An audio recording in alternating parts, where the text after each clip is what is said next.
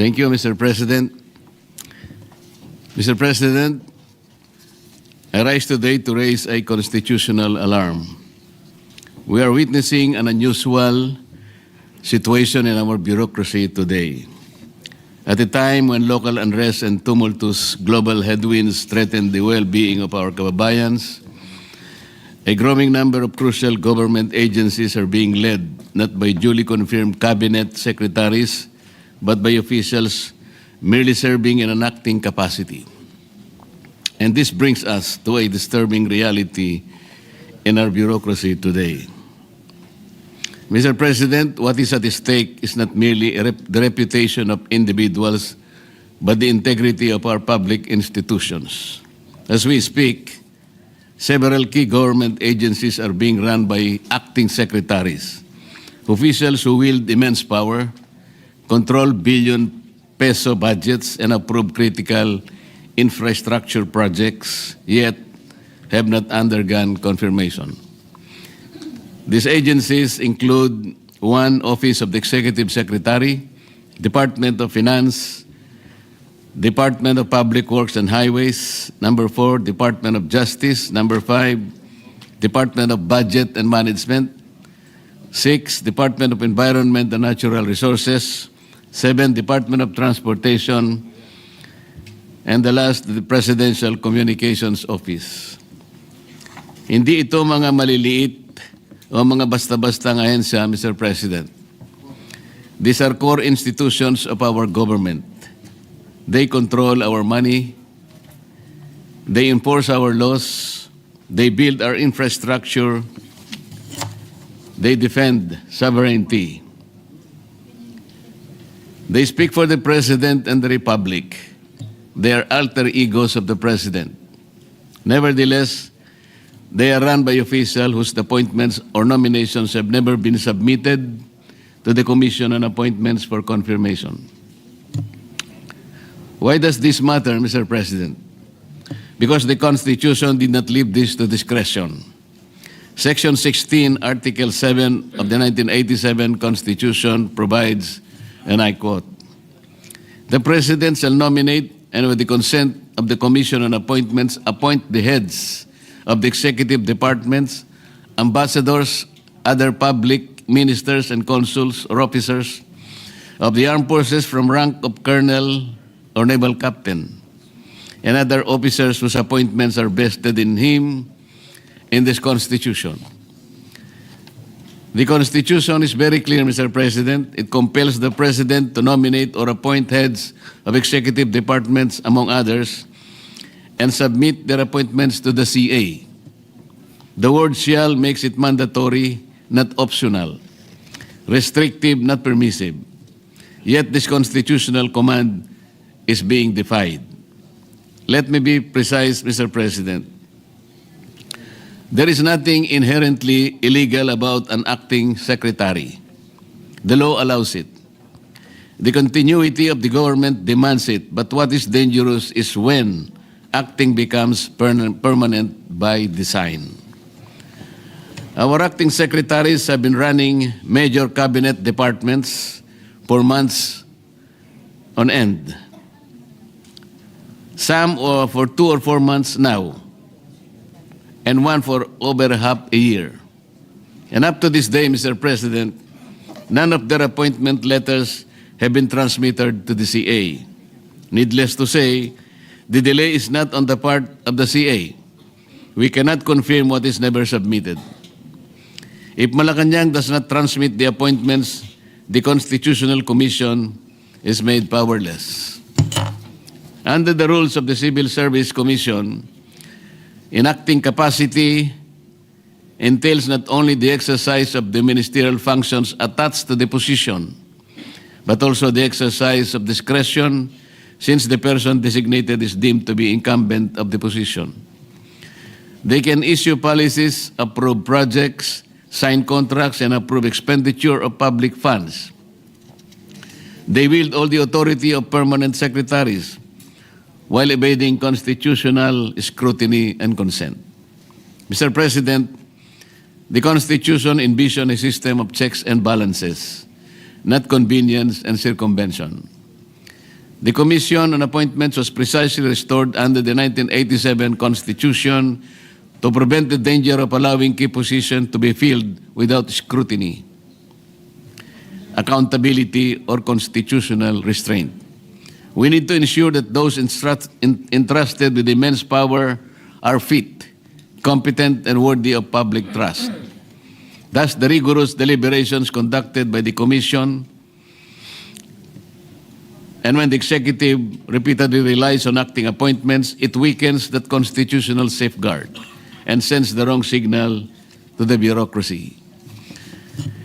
Why the key cabinet members allowed to exercise full powers of their offices while never being presented before the CA for scrutiny? There can be many reasons, Mr. President. But one fact cannot be denied. This allows the executive to effectively create de facto permanent secretaries. This turns temporary designations into a tool of permanent power. Unfortunately, this kind of circumvention is nothing new. This representation has also previously noted and brought into attention the non-confirmation of the chairperson and board members of the Basis Convention Development Authority, or BCDA, which is a direct defiance of Republic Act number 7227, or the law that created the BCDA. This, alongside the continuing non-submission of appointments or nominations of officials serving in acting capacity to the CA, clearly undermines the constitutional mandate imposed upon by the Constitution. If the President has confidence in these officials, their appointments should have been sent to the CA promptly. Let us not allow the Republic to be ruled by officials who hold power without constitutional legitimacy, Mr. President. Because when appointments are withheld, the constitutional safeguard is effectively destroyed. Make no mistake, this call fully respects the separation of powers. But even more than that, Mr. President, this affirms our constitutional duty to check and balance power so that no branch, no office, and no official stands above the law. Let us remember, when leadership is temporary, responsibility becomes temporary. And when responsibility is temporary, corruption finds room to grow. We must not allow that, Mr. President. The people deserve more than paperwork. The people deserve more than excuses. The people deserve leadership that is permanent, accountable, and answerable. Sa huli, malinaw ang panawagan ng sambayanang Pilipino. Hindi sapat ang pansamantalang pamumuno sa mga ensyang may hawak ng buhay, kabuhayan at kaligtasan ng ating mga mamamayan. Ang pananagutan ay hindi maaaring acting lamang. Dapat ito'y ganap, malinaw at matatag. Sapagkat sa likod ng bawat pansamantalang desisyon at iniiwasang pananagutan, naroroon ang sambayanang patuloy na nagdurusa tumihiling ng buong pananagutan mula sa kanilang pamahalaan. Maraming salamat po, Mr. President. Majority Leader. Parang maganda yan. Agree. Thank you very much, Mr. President. We'd like to congratulate Senator Rodante Marcoleta for very good points being made. Tama po yan, Mr. President. Yung under our rules in the Commission on Appointments, when a secretary appointee has been bypassed 3 times, then the Commission on Appointments must decide whether to accept him or reject him. On the third time. On the third time. However, maganda pong punto pinalabas po ni Senator Marcoleta, sila po in acting capacity. Wala po silang ad interim appointment coming from Malacanang. Therefore, Yes. there's nothing to act on. And Well, therefore, let's place that on record so that the public is watching. When a presidential appointee is appointed into a cabinet position, when Congress is not in session, it is called an interim appointment. yes. When a cabinet position or person is appointed into the cabinet, when Congress is in session, it is only in an acting capacity. Yes. So it is correct, the point being raised by Senator Marcoleta. And I distinctly remember for a number of years, I would like to check how many years it was that Secretary Raul Gonzalez was Secretary of Justice for forever, but never submitted to the Commission on Appointments. Yes, Huh? Mr. President. Always ad interim. And I think the crafters of the Constitution try to be sure about the checks and balances of government by having the person or these appointees go through the Commission on Appointments, Mr. President, to look at their background, to look at their fitness for the position. So, Are there any commend. interpellations? maybe I recognize Senator... Senator, the President Pro Temp, Senator Ping Lacson is recognized. Thank you, Mr. President. If the distinguished gentleman from Pampanga and Tarlac will yield to maybe one or two questions.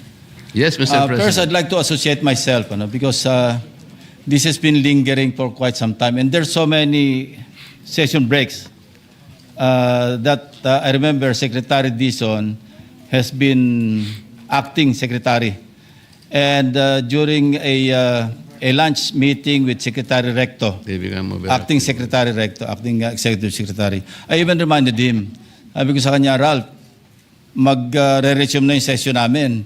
Kailangan humingi na kayo ng ad interim appointment para ma-take up kayo ng Commission on Appointments. Pag inabot kayo ng session, resumption ng session, you will just be nominated and you cannot perform unless confirmed. So my question, Mr. President, is, in terms of authority and mandate, ano po ba ang difference ng full-time secretary and an acting secretary? Mr. President, pareho lang po yung kanilang gawain, pareho lang ang kanilang pananagutan, ngunit ang pinag-uusapan po yung pagiging opisyal sana, hindi magiging temporary, hindi acting sana, para sa ganon ang kanilang gawain po sana ay palaging nakasalig po sa kagustuhan ng ating saligang batas. Kaya po nangangamba po ang representasyon na ito kung puro acting po, lalabas po silang overacting lahat pagdating ng araw, Mr. President. In other words, a full-time secretary can perform some long-term policy planning and direction, while an acting secretary, since temporary, short-term lang yung kanyang policy. Yes, Mr. President. May I interject? As far as I recall, an acting secretary may not appoint anyone in his cabinet. That's the way I recall it, and I don't think he is allowed to sign for a certain amount of budget or funds. That's why an ad interim appointment is important. That's how I recall it. I can stand corrected later on. I think that is correct, Your Honor, Mr. President. There is some kind of limitation when a secretary has been appointed in an acting capacity. There are several conditions that attach to it, and sometimes he cannot perform some of the things that are within his jurisdiction.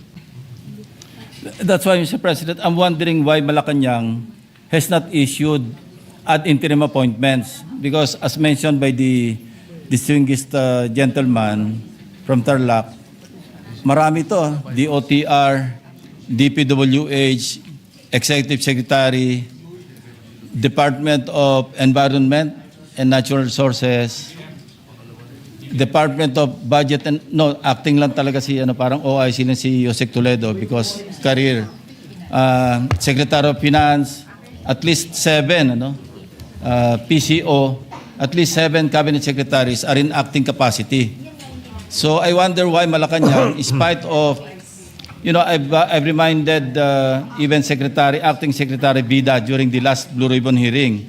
I approached him, you better remind Secretary Recto about our conversation that you should be given ad interim appointments because we'll be resuming session on Monday. I remember telling him that.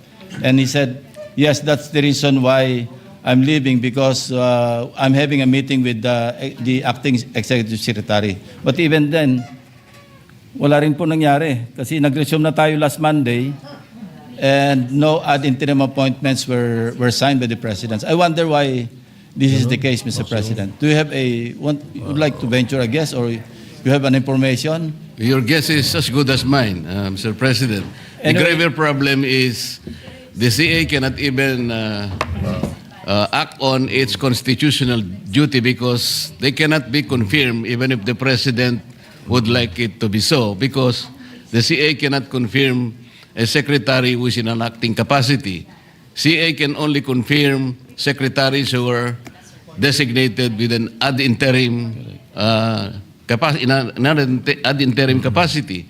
So we will be facing a dilemma, Mr. President, that whether Malacanang would submit their names, but these are all in acting capacity, I don't think the CA can act on them because they are not in ad Being interim submitted, capacity, yes. Mr. President. Based on a Supreme Court decision, a cabinet official who is in an acting capacity may only serve for 1 year. There is a Supreme Court decision to that effect. And then what would happen would be circumvention if they are appointed again in an acting capacity and avoiding the Commission on Appointments. Now, may we know how many? I hate interpolating from the chair, no. But in as much as you are discussing it already, may we know how many cabinet officials are now in an acting capacity? As I mentioned, Mr. President, at least 8. What about the DENR? Also, the DNR is included, Mr. President. I guess he will be the victim of the three-strike policy that the CA has Because he was already... bypassed twice. Nakadalawa na kasi, Mr. President. Yes, so he was bypassed twice. The second bypass was in December. All right? Now, was he appointed after No. that? He should have been appointed in ad interim capacity. So what is Before, there is no secretary of the DNR right now. Is that correct?